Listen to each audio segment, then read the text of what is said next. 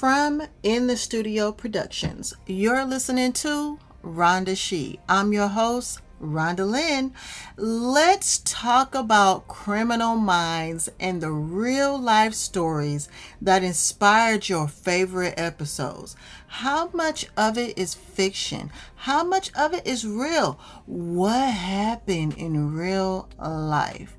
Our episode this week is Season 1, Episode 11, Blood Hungry, inspired by the Richard Trenton Chase story, aka the Sacramento Vampire. In this episode, Hotchner and the team try to see through the eyes of a psychotic killer whose deranged fantasies make him kill and drink the blood of his victims. Let me tell you something, okay? Now, they know how to write a synopsis. That wasn't me. That was them. I'm going to give them full credit. This is not plagiarism. I know how to cite when I need to, okay? That was a heck of a synopsis. But let's go ahead and get into it real quick. So, the episode starts out with a young boy singing while his tutor plays the piano alongside him. They show glimpses of someone peeking in through the window, and after the boy leaves, a man approaches the home and takes the tutor out. I'm talking about like just took her out, killed her, right? Just bam. They didn't even show it happened. She was just boom, she was gone.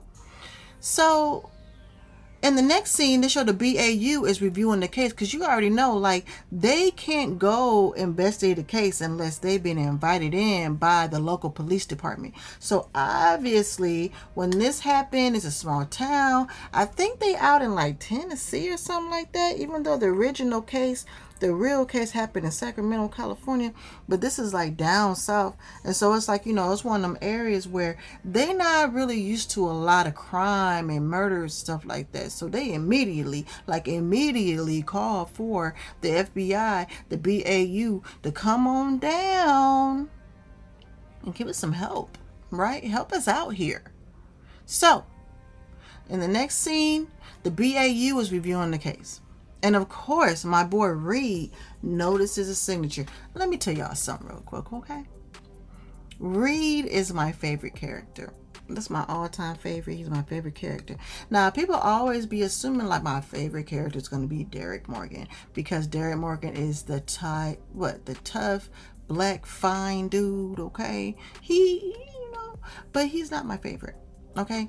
Reed is my favorite player, my favorite profiler, my favorite character, right? I would love to see him doing something else. Like, is he doing, and has anybody seen him doing anything else? Because I've looked and I haven't seen anything. And you know, I'm a nerd. He's a nerd. I don't know if he play nerd all the time, but if Reed was a real person, like, he'd get it. Because that's my type. It's my type. It just is. Okay. But anyways, Reed notices a signature right off the bat. Right? It's the beginning. They ain't even played a little intro yet. And it's 2 bloody cut prints at each scene. So, you know, they on their way down to go check out, you know, what's going on or whatever, to help out the local police. Gideon, he hurt because he was trying to fulfill his bucket list of things he want to do before he gets too old to do, and he on crutches. So he like, look, you think that's a signature? I'm gonna go ahead, I'm stay here, and I'm gonna go ahead and look into him and find out what it mean. I'm gonna get back with you. Me and Penelope gonna do what we do. We're gonna make it happen over here. And so they're like, all right, and they ride out.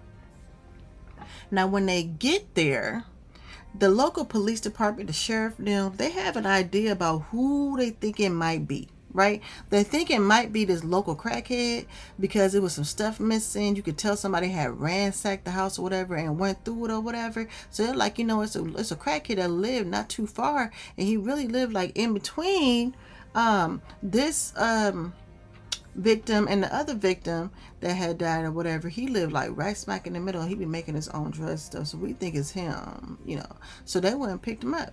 Now let me tell you something. When I say that this crackhead was given the performance of his life, somebody get this man an Emmy.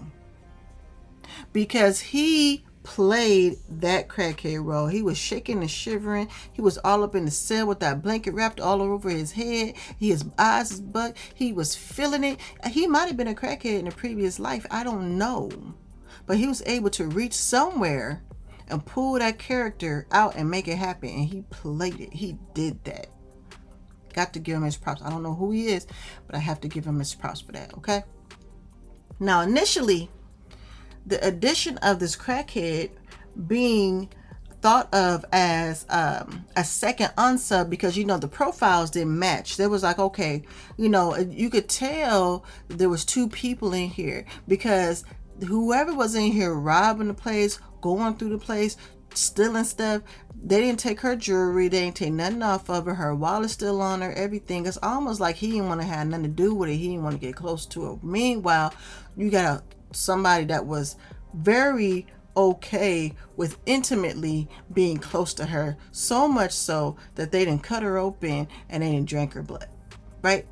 So they was like, it's got to be two people. But we know that in real life, with the real unsub, with Richard Chase, there was no two people. It was only one. He did not have split personality, okay? So, but what they was really doing was they added that in as a way to add in the home invasion and the vandalism that happened in the real story that Richard Chase actually did do. Vandalize somebody's house. But they take parts of his profile and they added on to different characters throughout the show. So it's not all, like, everything is not on the one sub on the show. It's like different characters absorb different traits of the original criminal. And that's the way they've been doing it on here. And we're going to explore more of that as we go on. Okay. So, meanwhile, Gideon is giving Penelope the time of her life. He is driving her crazy in her office.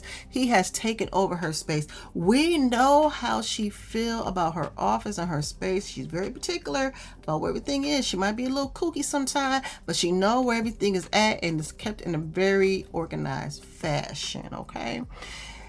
Apparently, he can hear everything she has to say except for when she made comments about him getting up out of her office and working in his own space. Somebody give this man a hug, because apparently he does not like to be alone and he cannot work on his own and be productive like he needs to be, which is kind of funny because he's single, but maybe that's why he dedicates so much of his life to his work. Because we do know, like, I'm telling you right now, if you listening to this episode and this podcast right here, this is the first one I've done, and I'm going to do more.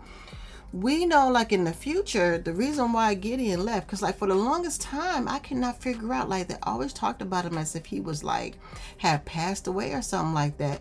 And then, apparently, I had missed that episode, and I had to go back to it, and then I found out what had really happened. Like, he finally had, like, got a woman in his life, like, found some love in his life, right? Found his person.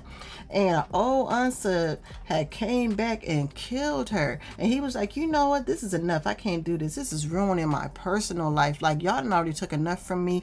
You will not get the rest of it. I'm leaving. And when I say he left, he just left. He dropped everything and got up out of there and did not care. Okay? He left Reed a note, though, because, Reed, everybody loved Reed or whatever. He left Reed a note, and that was it. He had nothing to say to nobody else. He quit. And so, no, that man do not like to be alone. And when he did finally find somebody, and they took him from him, that job took them from him, he was out of there, okay? So, and you can't, it's like, when you've seen all 15 seasons of this show like 2 or 3 times, and you watch old episodes, you're gonna project into the future. I mean, I know I'm not the only person that do that, okay? But anyways, so while Gideon is like back at the office driving Penelope crazy, he figures out the signature. The signature is the fact that the unsub is putting drinks on, like, not drinks, he's drinking the blood. The unsub is putting blood in the cups and drinking it. The unsub is putting organs in the to-go cups. Okay, he is making a doggy bag. Now, in the next scene, they have an idea who it is again. Okay, so it's a man who, as a kid, used to bite the heads off of chickens. What? Wait a minute. He used to bite the heads off of chickens, y'all. And then, so like the real unsub, mama is quick to point the finger at this dude. His name is Olly, right? She like, yeah, Olly was committed to a home for 8 years because he used to bite the heads off of chickens. Something wrong with that boy. And it's real funny. This ain't what she said verbatim, but I'm paraphrasing. But she was like, it's real funny that he been back for like 2 weeks, and it's real funny that as soon as he get back, people start dropping dead. People getting killed up in their house and getting their blood drank. And that's what he used to do with them chickens. So y'all might want to look into him, right? So of course they own it, and they go right on over there to the butcher shop where Jeff is his brother, right? So they pay a visit to the butcher shop, and they confront Jeff about his brother Olly, and it gets real dramatic, right? It's like as soon as you walk in the room, like as soon as they turn to the scene, it's like they got this big, it's like dark in the room, and it's like this cleaver is in the air, and it slams down on the raw bloody meat, and it slices it in half, and it's up close and personal. I think zoom in on it. And to be honest, like I didn't know what was going on when this was going on until they show Hotchner walking through the door, because I was like, what in the heck is this? Like, what are y'all doing? Like, damn, you know y'all was gonna get this graphic, because this is the first season where we weren't used to all that yet, right? So Hotchner walks through the door and the sheriff come in. Now y'all already know, like, look. The sheriff is country as hell, okay? He walked in, he said, put that cleaver down, boy. Okay? He told him right off the rip, put it down. Okay? Now, he and Jeff face asking him where Olly at. Whole time, Jeff acting real sketch with his hand on the cleaver still. He ready for the drama. He ready to get it in, right? Now, I personally wouldn't have ever been, I'm getting too excited over here. I personally wouldn't have ever been that close to him, okay? But then again, I'm not in law enforcement, I guess. I know I'm not. Although in my childhood, my dream actually was to be in the FBI, like as an undercover agent, like some 007, 007 type stuff, like mass personnel manipulation, like seducing the bad guys and getting them right to where I can take them in cuffs or whatever, like high speed chases, all that. I love those movies, and I wanted to be an agent. But whenever I would ask like my school counselors, like, how do I get into like criminology or whatever, or how do I become an FBI agent, like what's the path that I take, what should I major in college, they all just kind of like shushed me off, whatever. They would kind of smirk and be like, oh, you should be a nurse, you should get a degree in business. No, like, like when you inner city or whatever, that's what they tell everybody to be the same thing. It's nothing against being a nurse or having a business degree. Like I went to school for nursing, and then I switched over to business, and now the business degree ain't really doing much for me. Like honestly, I personally believe that I don't think that business should be your only degree. I feel like it should be layered on top of another degree. Like if you get a nursing degree, then get your MBA, and that like qualifies you to be more of a leader or whatever. Like if you're an engineer, then you get your MBA, then you can be like a manager, right? So, and a lot of times when you already have that first degree and you are a subject matter expert in your field, then you go back in and get your master's, your job will pay for it. I'm just saying. I gave my son the same advice. I just hope that he heard me and he listened to me. We'll see. But that's just, that's just what I think based off my experiences and my wisdom that I've gained over these many years I've been on this earth, and my experiences of dealing through college and things like that. But anyways, I digress. Okay, so anyways, I did want to be in the FBI. Obviously, that did not happen because I'm sitting here talking to y'all. But I think that even if I was in the FBI, I would not have been up in his face like that, okay? And that's why they was not. They wasn't up in his face like that. The sheriff was, because he know him personally. But anyways, while this is going on, so the whole team got their guns pointed at him the whole time. They got the guns in his face, okay? They aimed at his head. Y'all, when I first seen this the first time, my heart was beating out of my chest. But he was a G though. He never took his hand off that cleaver. He didn't even look like he was shook. And he was ready to take one for his brother. He is his brother's keeper. If there ever was one, it is Jeff.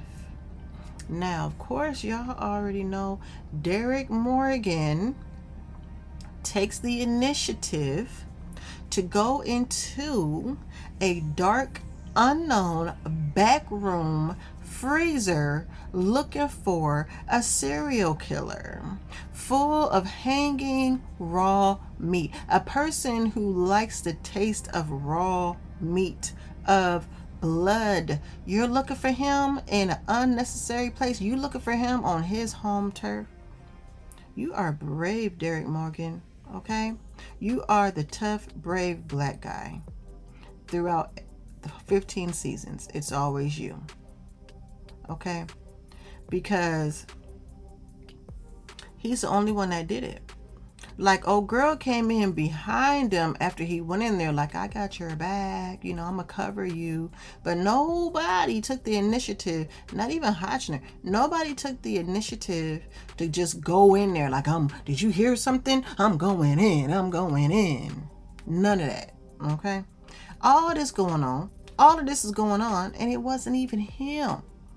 But they had to include him. His character was included to take on some of the traits of Richard Chase, which was the part of the storyline where he bites the head off of the chickens. Richard Chase used to bite the heads off of birds and drink their blood.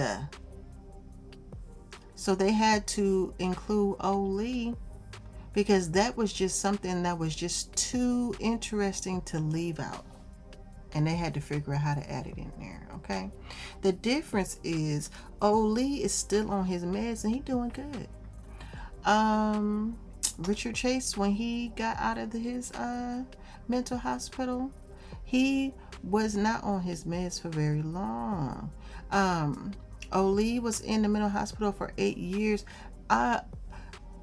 Richard should have been in there for 8 years too. He was only in there for 5 months, and they put him on some real strong tranquilizers, and they sent him home and told his mama, like, as long as he stay on this medicine, he okay to be out around in the general public. But she felt like the medicine dulled him too much and, you know, had him like a zombie or whatever, so she took him off. You know, and I've heard that so many times, like, people who are supposed to be on medicine, they don't take their medicine because it says it makes them feel like a zombie, it makes them feel dull, it makes them feel unexcited.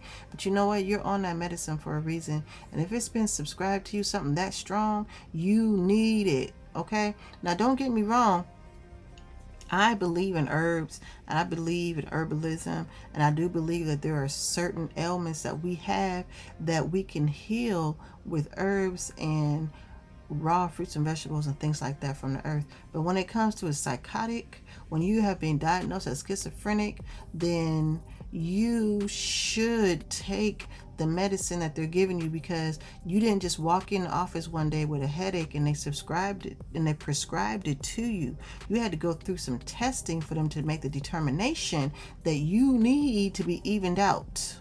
And if even being evened out means that you are a little dull, that you feel a little zombie-ish, but it's saving lives, then be dull and zombie-ish. Because you could end up hurting yourself or hurting the people around you. I'm just saying that because I know a few people that need to be, that's supposed to be, and they're not. I'm just going to leave it at that. Okay? It's a scary situation right there. But,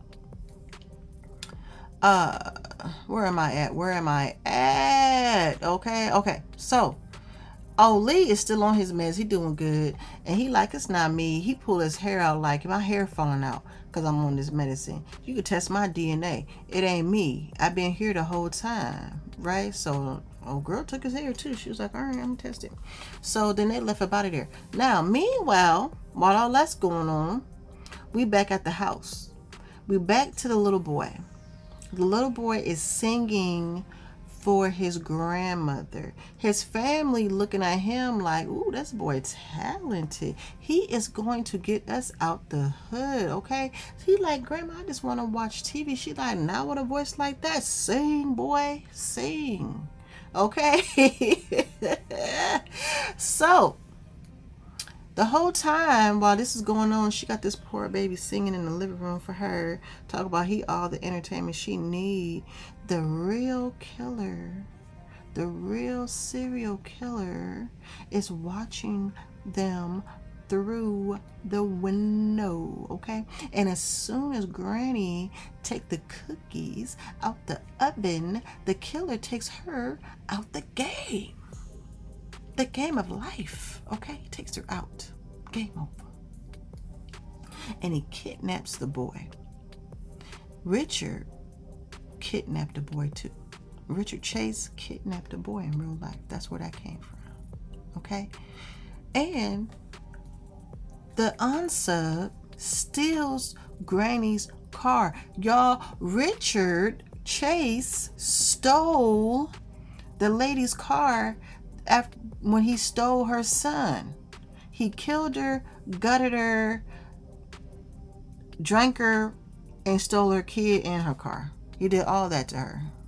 And that's where it's inspired in the TV show as right there. Okay, so next, they take the unsub down outside the church. They sitting outside the church. They're doing a stakeout. And here comes the unsub right up to the church. Now, where does the church come in at? Because it never says anywhere that I read that Richard Chase was going to church. But they found the body of the missing boy in the real story by a church, y'all, okay? And so the unsub pulls up to a church in the TV show, and he has people gizzards in a brown paper bag, a brown paper lunch bag. How symbolic is that? Need I say more? I think y'all get it. I think you get it. You get it. Now, at the police station, the unsub's mama is acting brand new. Like she don't know nothing. You know what? I bet the unsub's real mama did that too. Because, you know, she just, like, she didn't want to admit there was anything wrong with her kid. And there's people out there like that, right? So I believe that when they questioned her, I think at first she was like, she didn't know nothing either. I think that's where they got that from. I think that came from, that was pulled from the real situation, from the real mama. Like, she didn't know he had mental problems. Like, she didn't know about the missing kid. Whole time, right? The unsub on the show has got dried up blood under her fridge, and her house smell like bleach. Come on, lady. Come on. Now, I can't even smell the bleach through the TV, and I know that you up to no good, that you ain't doing right, and that you know more than what you putting on that you know, right? See, come to find out, Eddie, the unsub, her son, he used to party like a rock star, and she knew all about this. She knew that he had problems because he was calling home asking for help and she was ignoring him. She knew that he had dropped out of college. She knew he had been admitted into a psych ward. She knew that he did a lot of drugs, that he was mixing meth and crack together. Meth and crack Like, there has got to be, how high are you trying to get? Like, I personally have never, ever done drugs. But I would imagine that mixing those two together is a different type of experience. And it's a wonder this man's brain still worked or anything else. Golly, it's just a lot. It's a lot. It's a lot going on here. Okay. Now, they got Eddie, because they got him outside the church. So they got they got Eddie in for questioning. The FBI is questioning him. And after he has a mental break and he can't answer any of their questions, he tries to unalive himself. But he did not succeed. They walked in on him and took him down. He tried, he had a scarf or something wrapped around his neck, and they put him down from the ceiling or from wherever he was at up high. But the real UnSub in real life, Richard, he did succeed in his attempt, right? He succeeded in unaliving himself. Yes, he did. So after this happens, we close the episode out with them questioning the mom again. And she is lying through her teeth. But you know who's not lying? The GPS in her car. The GPS leads them right to where she is keeping the boy. Yeah, you heard that right. Where she keeping the boy, okay? Now, in this version, the boy is still alive. And in the real life version, the real one wasn't as fortunate, right? He was not found alive when they found him. Now, the mom, she's an accomplice at this point, okay? She knew about that boy the whole time. She was at home when he brought him home. And instead of turning that baby over to the police and making sure he was safe, she drives out into the country to some property they got that's like some ways out, and puts this boy in a storage and leaves him there for days. The boy is wrapped up in some thin blanket. He's dirty and he looks a hot mess. And the mother is now her son's accomplice. I'm telling you, the apple don't fall too far from the tree. Now, she done let her ego get the best of her, and the reputation she tries so hard to protect is now tarnished beyond repair. Okay? Because she is going down with him. What did she think was gonna happen? Did she think that her name and her status was gonna keep her out of jail? She could just do whatever she wanted to do? Then she gonna ask, do you have kids? Would you not do anything for your children? And Hutchinson was like, I wouldn't do this. This is not, you could have done anything. You could have done anything. But this, though, this is what I wouldn't do. Okay?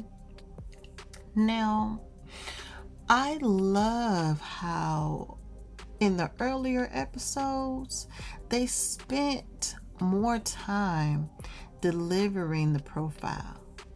And Reed introduces the episode's inspiration in this episode, Richard Trenton Chase, the vampire killer. And he does this in every episode. Like, there's some episodes where they do let some of the other team members deliver the inspiration for the episode, but for the most part it's Reed. Okay, like, he is Mr. I know everything. He is the team genius with the idiotic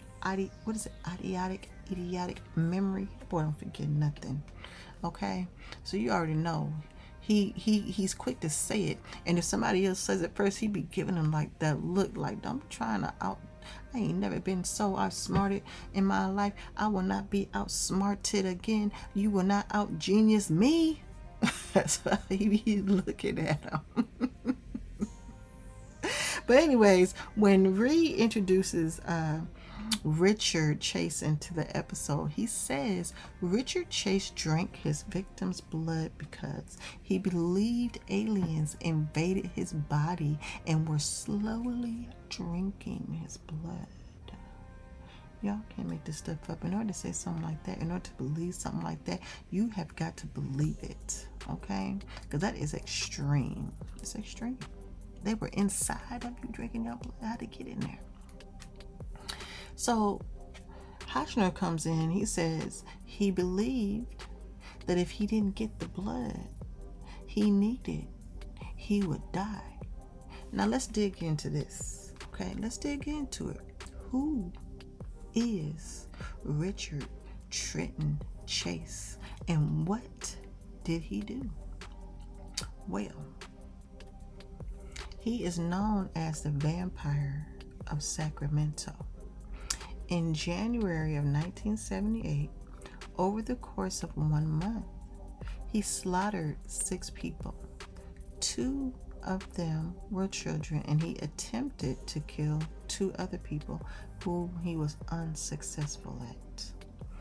All the murders took place within 1.5 miles of each other, and from what I've seen and read, he didn't have a type. Anybody could get it. When they asked him how did he choose his victims, he said he chose the houses that had their doors unlocked. Y'all, you know he tried a lot of doors, right? I'm gonna like to tell everybody to check your doors right now. Check your windows right now. Okay, I'm a little paranoid when it comes to making sure that my doors and my windows are locked, mainly because I love watching these type of shows, and it's just so many different scenarios that can happen when you leave your home open. Okay, and this is a perfect example of why you should not. You just shouldn't. Even if you're not at home alone, you should keep your doors locked, okay? So, he is considered to be one of the world's most evil killers. He's classified as being schizophrenic, cannibalistic, a necrophiliac, a family annihilator, and a serial spree killer. He was born on May 23rd, 1950 in Santa Clara, California. Now, records show that he has a younger sibling, but in my research, that person is never mentioned. I don't know anything about them, him or her, and I'm not going to touch on it any further because I don't know anything else. That's all I know, okay? Now, as far as his childhood, right? Let's see what kind of childhood trauma this man has. Okay, so as far as I could tell, he had a pretty normal life for a kid growing up in the 50s. I mean, you know, back then, you know, he had a controlling father who exuded toxic masculinity. But back in the 50s, what man did not exude toxic masculinity? And who wasn't whooping their kids back then? Who wasn't punishing their children back then? Everybody was. That was just the way you did things back then. So I feel like if that's the way that things were done, if everybody was getting whoopings, then everybody would have been all those things I listed a few minutes ago, but they wasn't. This is a personal problem that Richard has, okay? It has nothing to do with that, okay? Now, there are some articles that say that his mother abused him, but then there's some that say that she didn't, so I don't really know if she did or not, but obviously, you know, there's some issues there, right? So we're just going to kind of leave that one in the air as a 50-50 type of thing. But as far as having a normal childhood growing up, He was in Boy Scouts. He was in the Little League. He had a 2-parent household. They were not struggling financially. His dad was an engineer. His mom was most likely a stay-at-home mom. Every time she's mentioned, she is at home and she's not coming from anywhere. So I'm just going to say she was a stay-at-home mom. Makes sense. It's the 50s. I don't even think women could work back then. So, yeah. Now, by 10 years old, he had already marked off all 3 of the markers in the McDonald triad. And the 3 markers of the McDonald triad are the indicators or signs that someone will grow up to be a serial killer. And those 3 indicators are wetting the bed, killing and torturing animals, in fire setting. Now, even though I didn't see any stories about him, starting fires, that doesn't mean that he didn't, because an expert said that he did, and there's probably somebody that was at the mental hospital that he was turned into for that little bit of time that he was there for them 5 months. And knowing what I know about his mama, she wouldn't tell nobody anyway. She would just sweep that under the rug and just hope that it goes away, because she don't want to deal with it. Okay. Now, one of the first things that happened that made her perk up a little bit and realize, dang, something might not be right around here. There might be something wrong with this boy, is when she found her missing cat buried in her flower bed. And you know what happened when she found that? Nothing. She never addressed it. She didn't bring it up to nobody. She didn't tell anybody. She just swept it under the rug and acted like it didn't happen and hoped that it would never happen again. Wrong, lady. You failed your son when you didn't take him to get help. Okay, that is a surefire sign that something ain't right with him. Okay, now, a few years after this incident, his parents broke up, filed for divorce. Okay, and when this happened, they sent him to live with his relatives. Now, when they reconciled, they came back for him, but I don't know about y'all, but this is giving, I need a break from him. It's giving he was terrorizing them and they couldn't take it no more, and they dropped them off at their relative's house, and they went off and tried to live their best life without him. And when they realized we actually do like each other and can get along as long as we're gonna have this child up under us. But the family was like, come get your child. Don't leave him here. We ain't about to do that. It's too much. Come get him. Come get your kid. Get your son. Okay? So they came back and they got him. And then they moved to Sacramento.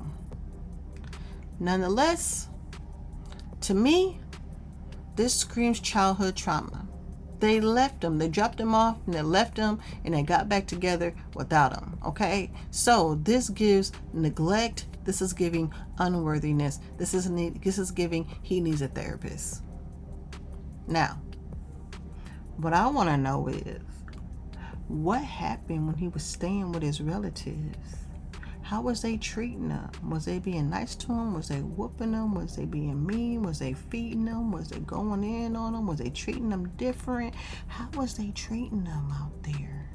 Which ones was he with? Did somebody touch him? What was going on? Right? That's what inquiring minds want to know. And because he's no longer here, nobody could ever ask him. He just never said anything about it. So nobody knows. Nobody knows except for the people who were involved, if there was anything to be involved in.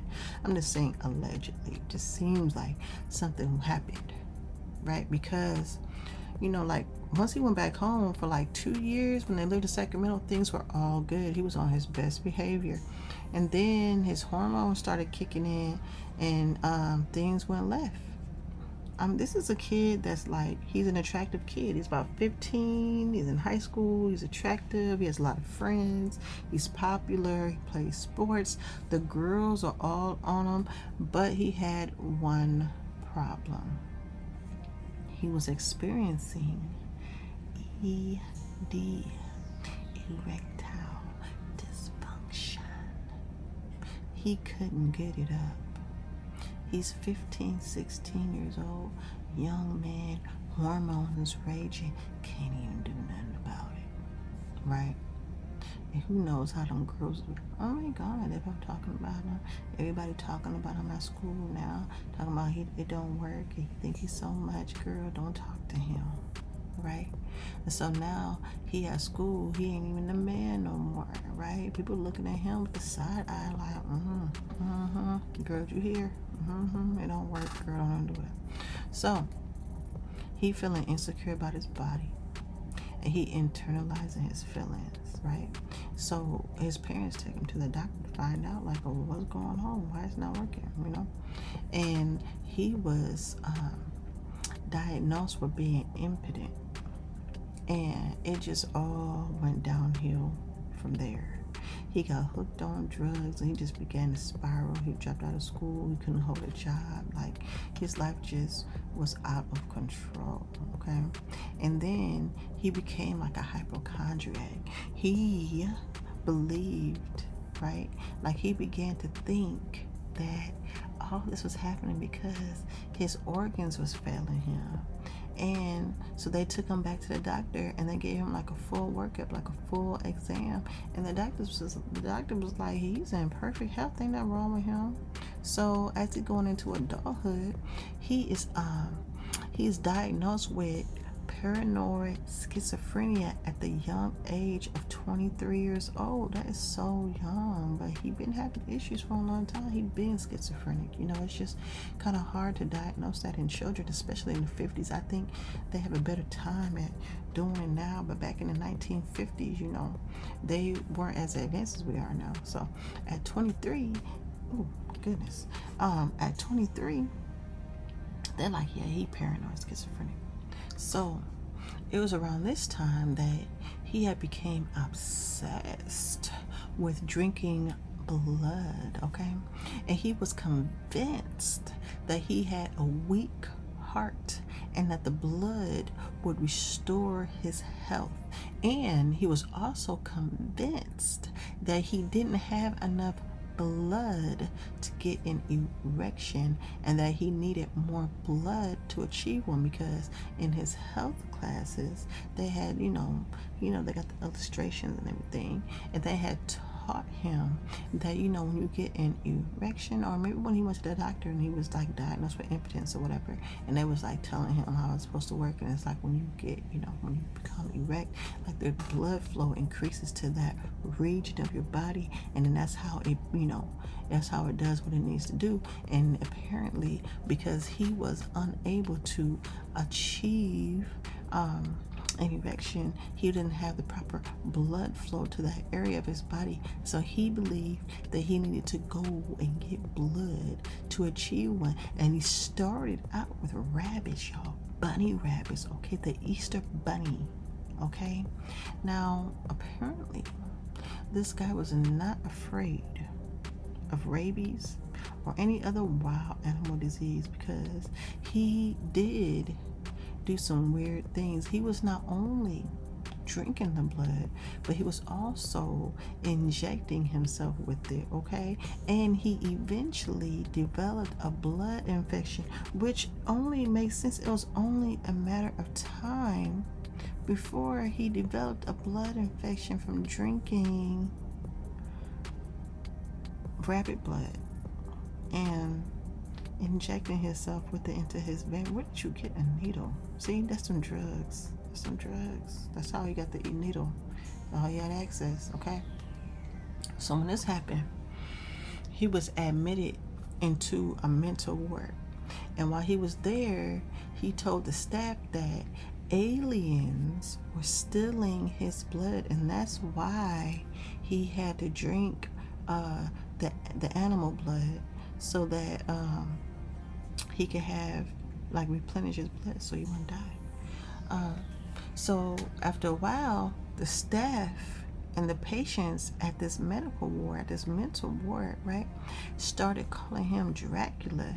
And they was calling him Dracula because he had started biting the heads off of birds and drinking their blood. Y'all remember Olly, right? Remember he was biting the heads off of chickens. Now do you see where his character came from and why he was an important part of the episode?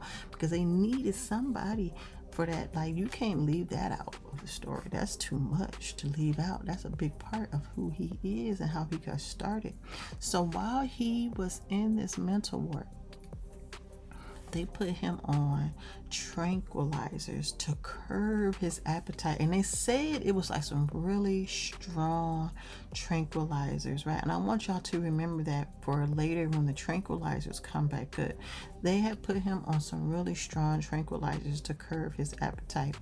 And after being on that medicine for about 5 months, they let him out. They say he was safe to be around the general public as long as he stayed on his meds. So they sent him home to live with his mama.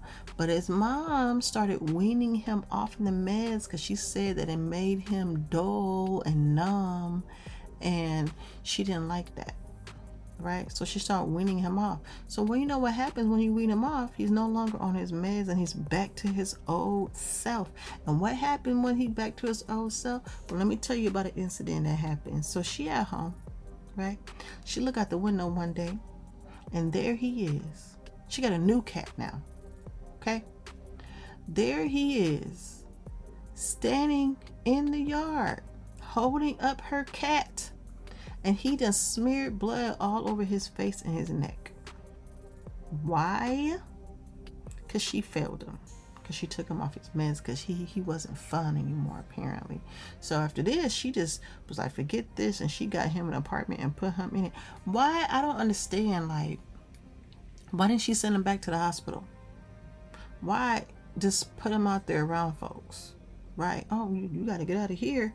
You need to put him somewhere safe where he's away from folks.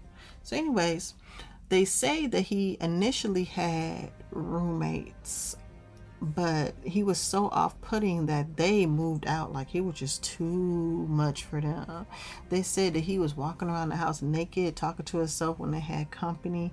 Said that he would talk about aliens and how they was drinking his blood and all of that kind of stuff, right?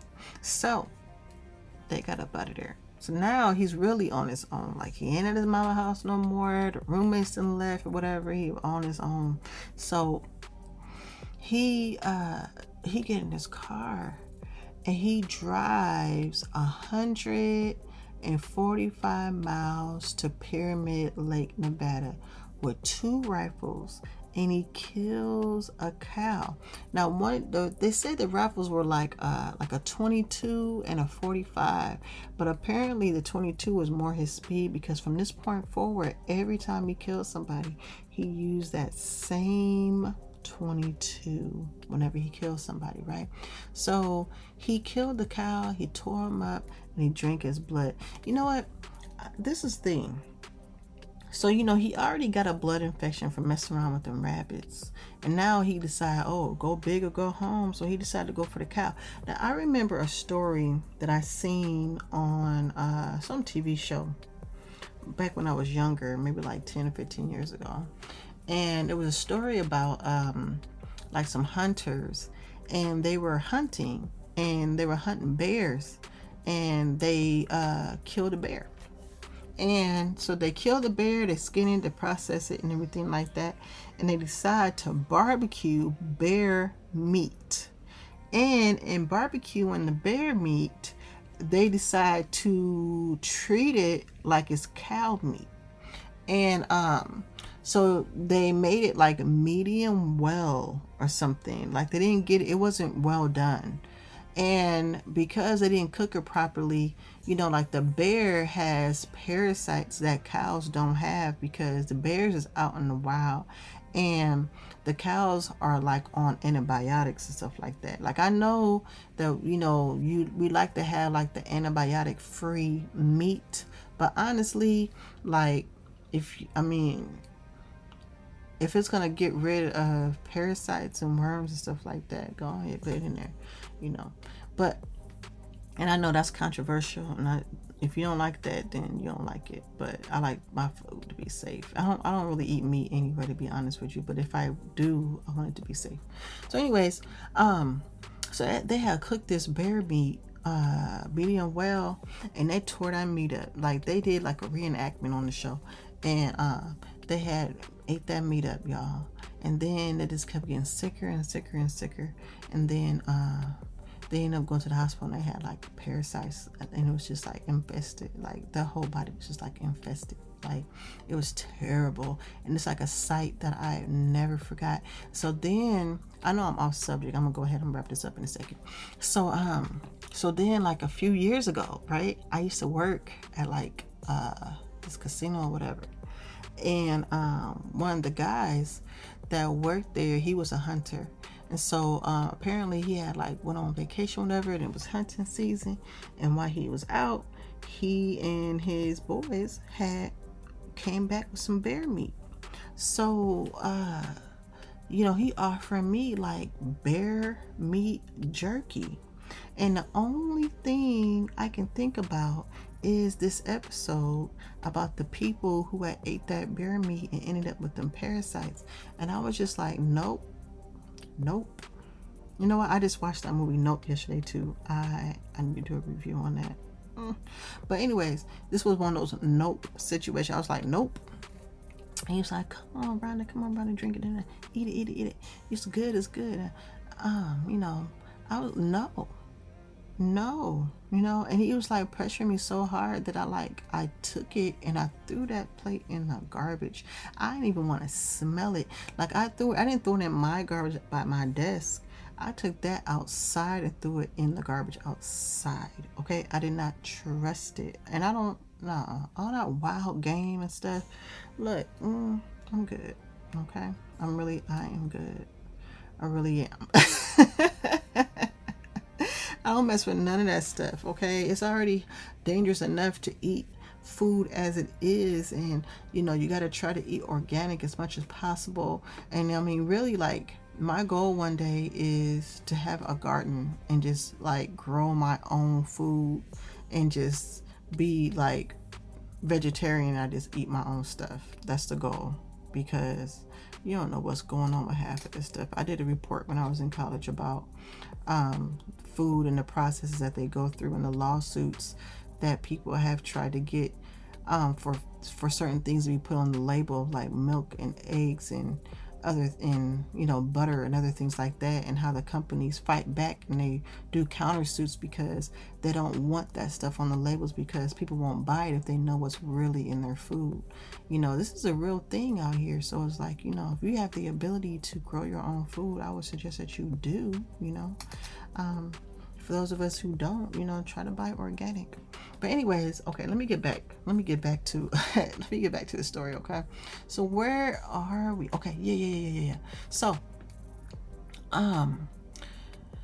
So he drove 145 miles to Pyramid Lake, Nevada with 2 rifles, and he killed a cow. He tore that cow up and drank its blood. And when the police came out there, because somebody called the police, he got a naked, bloody man running through the woods. They found a liver in his car.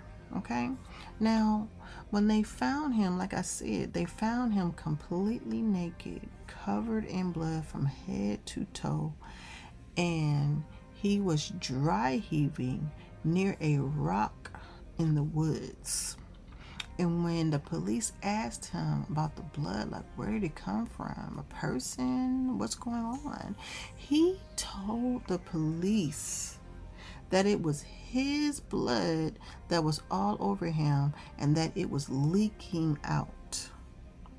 Now, once the police discovered that it was cow blood, they let him go. But I feel like they failed him right there. Why would you let him go? Obviously, something is wrong with him. Something is not right. Instead of taking him in, or, I don't know, admitting him, or, I don't know, making him take a shower, right? Like, taking him to the hospital. Like, obviously, something's wrong with him. You just, okay, and you let him go? Come on, I don't know what was going on back in the 70s, but that just don't sound right to me. Okay, that just don't sound right. So they let him go, right? After they let him go, he goes back home and he immediately starts going after people, human beings. The animals is just not enough. It's not fulfilling for him. He had a whole cow and he still did not feel fulfilled. Okay, so who else is thinking about Belladem, like the, what is it? It's not Vampire Diaries. But you know, like when the vampire now and the one that used to be like shine like diamonds. I can't think of the name of it right now. But you know, they used to feed off of animals, and it just seemed to me like they wouldn't be fulfilled by that, you know, and they was always hungry anyway. So, but they were vampires, you know, they were vampires. Vampire killer. Here we go, Sacramento. Okay, so his first attempt at killing somebody and getting his first taste of human blood was a woman that was standing in her kitchen washing dishes in the window. And he pulled out his 22. He was like out in her yard, y'all. He pulled out his 22 and he shot at her and he missed. This is the same gun that he used on the cow. The same gun that the police let him keep when they let him go. Okay. She says that she felt the bullet graze the top of her head. Could you imagine washing dishes in your house and then you feel something graze the top of your head and then you turn around and it's a bullet hole behind you? Child, that's too much for me. I think I would have had to take the day off at that point. Like, ain't nobody washing dishes or nothing. I'm going to my mama's house. So yeah, but he missed, right? So then he goes down the street and makes a second attempt with a young man that's standing in his house, right? He shot at him and missed, and then he just keeps on going. Now, it's like, you know, just think about this for a second. You got this young man standing in the middle of his house. You know, this is the 70s, right? So, you know, back then they had corded house phones that was on the wall. So I can imagine that this young man is standing there probably talking to some girl on the phone, and he just stretched that cord as far as it can go, and he's trying to, you know, pace back and forth for just, you know, how we used to do back in the day when we was on the phone, that cord, and if that cord wasn't long enough, you couldn't sit down, you had to stand up. You know, so then there you are, and then somebody shoots into your house and tries to take you out the game. That's what happened, but he missed him, right? So a few days later, like 2 days later, he finally killed somebody. Mr. Ambrose. He killed Ambrose Griffin, right?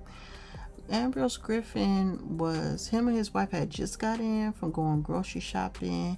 He was taking groceries into the house, and today Richard decided to do a drive-by.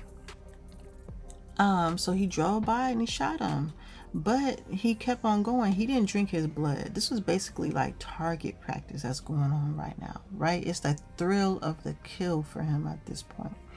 So when the news said that they thought it was just some kids or some gangbangers, he knew, oh, I can get away with this. Oh, I'm going to do it for real next time. I'm going to get everything I need out of it, right? But what he didn't know was that the police were able to match up the bullets from the other scenes. I mean, he's using the same gun on the cow, on the ones that he missed. Everybody, he used a gun on everybody, okay? So a few weeks later, right, because mind you, all this is happening within a month, okay? So a few weeks later, he broke into this young couple's house and he ransacked their home, and he had laid out items that he wanted to steal, but in the middle of it, they came home and he ran off. And after chasing him down, they discovered that he had pooped in the baby crib and peed all over the baby clothes in the drawer. What is his problem with babies? I mean, he didn't do that to nobody else stuff but that child, that baby, the most innocent person in the house or whatever. I'm telling you, these people, they be weak. I always go after the people who can't fight back, right? Now y'all remember the crackhead? This is a crackhead's role in the TV show. They had him on there. Remember, he was stealing stuff. He had went through all their stuff or whatever, looking through the medicine cabinet for medicine or whatever. Had all this stuff laid out. He was stealing or whatever. That was a trait that they passed on to him. That's why he was included in the show. That's why he was there. Okay. All right, let's move on. Okay, so later on, a few days later, I guess, I'm guessing, he pulled up on this girl he used to go to school with at her job at the mall. So, they chatted up a little bit, and he asked her if she remembered a guy that they went to school with that had died in like a car accident or something. And she thought it was kind of strange that he was pulling that up. Plus, he was like super dirty, and he was smelly because they're saying that dirt was not dirt, it was dried up blood, and he was stinking because it was dried up blood, and he had been wearing the same outfit like this whole time, so he was funky, right? So and then it's like, people tell on themselves, like, you plan on killing this girl, so you're gonna ask her if she remembers somebody that died. He probably killed that person, who knows? I'm telling you, I don't really think it was just 6 people. I think that he killed somebody else before. They just don't know that it was him because he ain't had that 22 yet, but I don't know. That's alleged, right? So she tried to walk away from him, but she said that he started following her to her car and that he had this strange look in his eyes. And when she got to her car, he tried to force himself in the car with her, and she had to skirt off on him. She had to pull off on him with the door open, with him trying to get in. She should have ran over his foot. We too nice out here, ladies. Somebody trying to attack you, you gotta take them out. You gotta protect yourself. You gotta do what's necessary. Okay. So at this point, this is a failed attempt here. He is pissed, right? But he notices that the mall is backed right up to the backyards of the houses in the adjoining neighborhood. And mind you, he said he chose his victims based off whoever door was unlocked. It didn't matter who it was. So he walks right up in Teresa Walden's house. She was taking out her garbage when he attacked her and shot her 3 times, once point blank in the face. She was 3 months pregnant, and he killed her and her unborn child. And then he decided, this is when he became a necrophiliac. He did things to her post-mortem. And I'm just going to leave that at that. But it was at this scene that the police noticed the first set of the bloody cut rings. Now, y'all remember Reed and Gideon have figured this out, right? See, the real BAU really did work this case. And they gave a profile and everything. Like, profilers and the BAU is real. So this is the profile that they gave, and I got this profile off of, let me tell y'all where I got it from. Let me go ahead and cite this real quick. I got it from the criminalmindsfandom.com. Check them out. So this is the profile. White aged 25 to 27, thin, undernourished appearance, single, living alone in a location within 1 mile of the abandoned station wagon owned by one of the victims. Residence will be extremely slovenly and unkempt, and evidence of the crime will be found at the residence. Suspect will have a history of mental illness and use of drugs. Suspect will be an unemployed loner who does not associate with other males or females and will probably spend a great deal of time in his own residence. If he resides with anyone, it will be his parents. However, this is unlikely.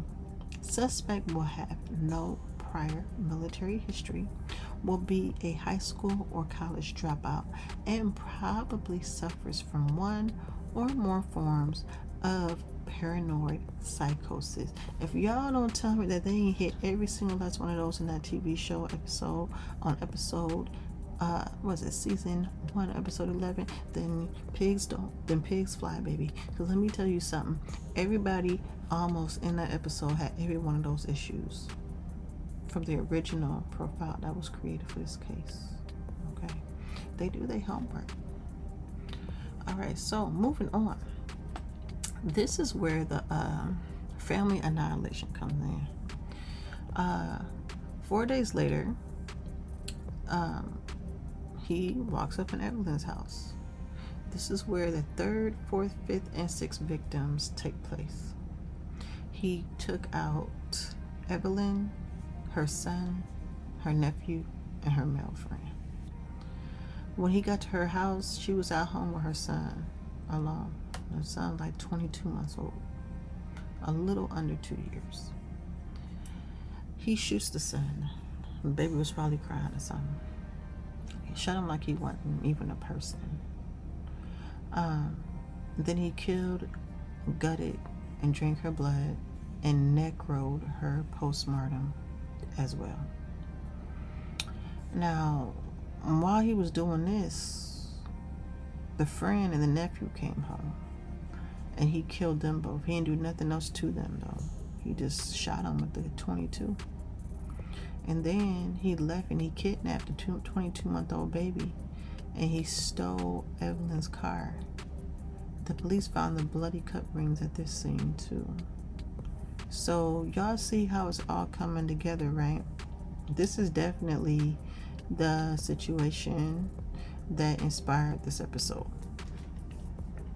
Okay, so by now the police have a composite sketch of Richard, and the story is all over the news. The city of Sacramento is scared and in a frenzy, and they are buying up guns like it is 1999. They are buying all of the guns. People are scared, y'all. Okay. Now, while this sketch is going around, the friend from the mall recognizes Richard from the sketch, and she calls her pop, who is a cop, and she tells him, I know this guy. So now that they have a positive ID, they were able to connect him to the previous arrests, the cow incident, his time in the mental hospital, and now that they know what they're dealing with, they head right over to his crib. They know exactly where he lived at.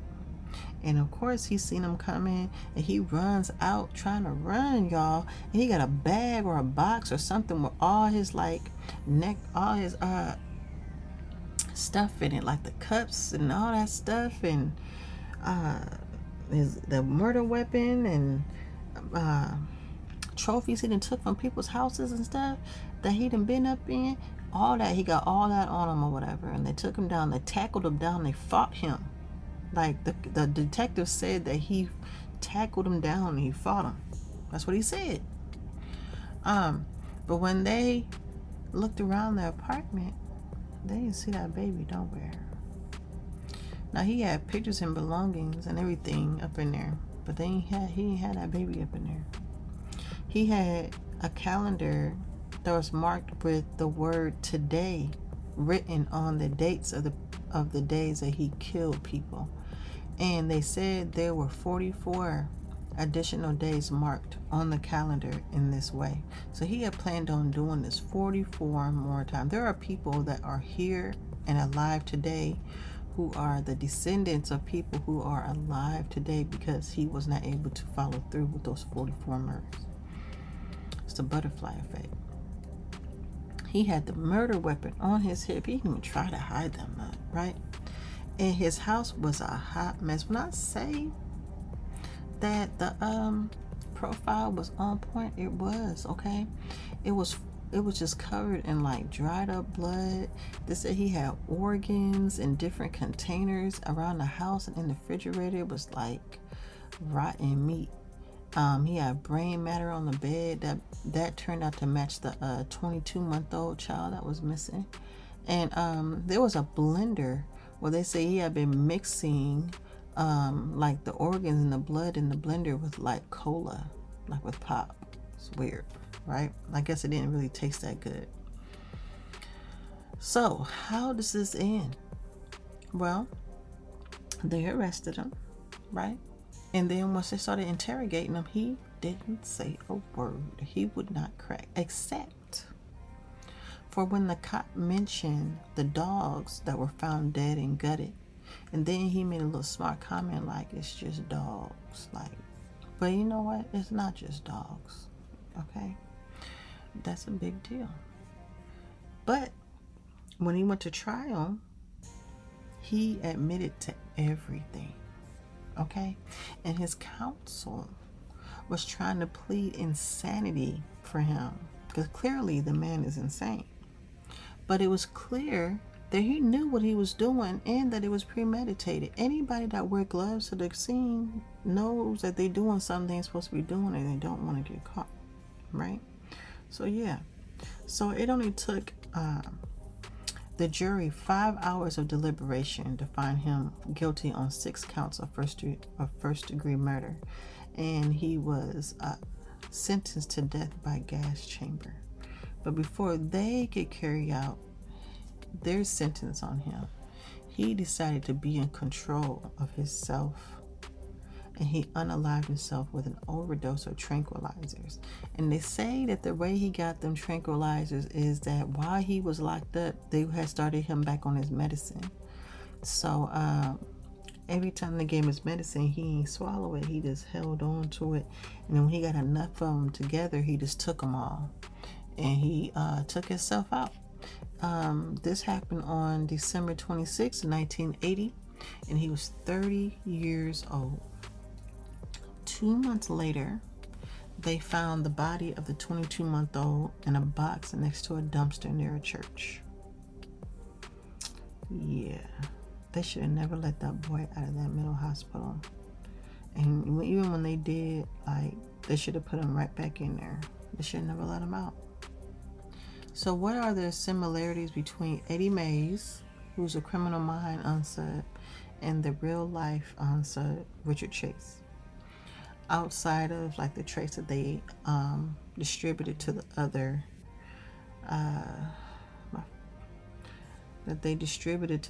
characters on the TV show. So first, both had strained relationships with their mothers, right? They were drug addicts, school dropouts, institutionalized, targeted random victims, and mutilated the victims post-mortem, drank and collected blood and body parts, and Eddie attempted suicide. Richard committed suicide. And I did get that information off of the fandom site, I believe. So y'all can go check them out, and then make sure that if you want to see the blog associated with this episode, it will be on rhondashi.com, and I'm gonna have some pictures in there to go along with this episode, so you can get it kind of like a view of like who was this, what did this person look like, kind of help you put it together a little better. But yeah, so I enjoyed doing this episode. If you guys know, like, if you go into like my previous episodes, I've been trying to find my niche, and this is like the first episode I've done where I really enjoyed doing it, and I hope you guys enjoyed listening in, and I plan on doing more of these. So tell me what you think, okay? In the meantime, I have been sipping on motivated coffee. It's been keeping me motivated through this whole episode because it is kind of late and I need to stay woke, okay? So I'm about to be up. But if you want to try some motivated coffee, make sure you check out Motivated Coffee on my website, rhondashi.com. When you go there, you'll see the link for the podcast, you'll see the link for the coffee, you'll see the link for the blog, and make sure you're following my Facebook page, because I do put additional information on there, and it is a community where we can talk about criminal minds. Okay, join in. Let's have some fun. And until next week, okay? I will see y'all next week. Thank you for listening in. Make sure you follow, like, and subscribe, and tell your friends about me. Peace.